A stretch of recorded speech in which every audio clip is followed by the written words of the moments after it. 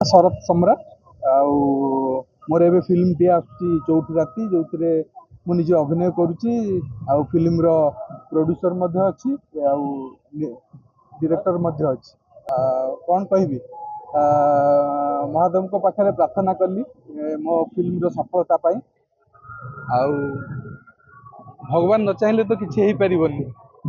सी ही सर्वकर्ता दैव विधाता मु चाहूँगी महादेव मते शक्ति दिंतु साहस दिंतु जमी ए फिल्म रो सबू कम को मु भल भल भाव समाप्त करके रिलीज करि पारे आउ मु चाहे आमर ये ओडिशावासी ए फिल्म टी को भल पातु फिल्म टी ग्रांड सक्सेस हो फिल्म टी माने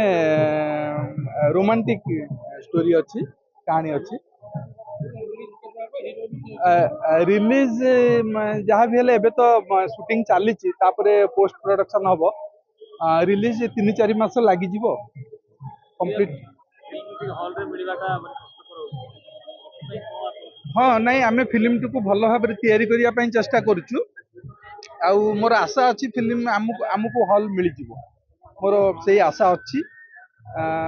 हॉल मिल ओडिशा रे विभिन्न हॉल रे रिलीज करने को चेष्टा करी शेष पर्यंत चेष्टा करी फिल्म 75% शूटिंग सरी गला आउ 25% अच्छी लोकेशन सारा ओडिशा रे हमर विभिन्न जगह रे भुवनेश्वर कटक ढेंकानाल विभिन्न जगह रे भल लोकेशन रे शूटिंग चलती हाँ हाँ नेचुरल लोकेशन को लेकिन शूटिंग करा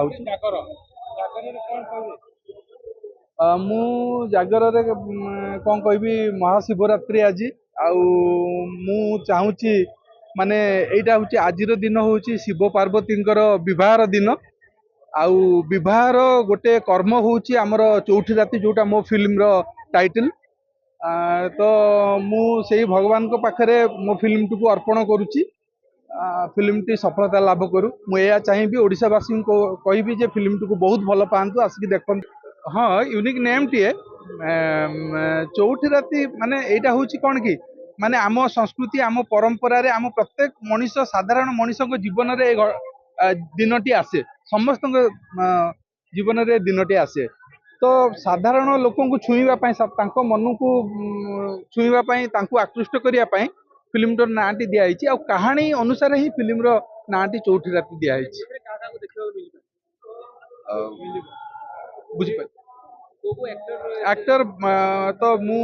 मुख्य चरित्र रे अभिनय करुच्ची आउ मुमिता अछंती हीरोइन आउ अन्य माने अछंती टिके आमे सस्पेंस रखिछु।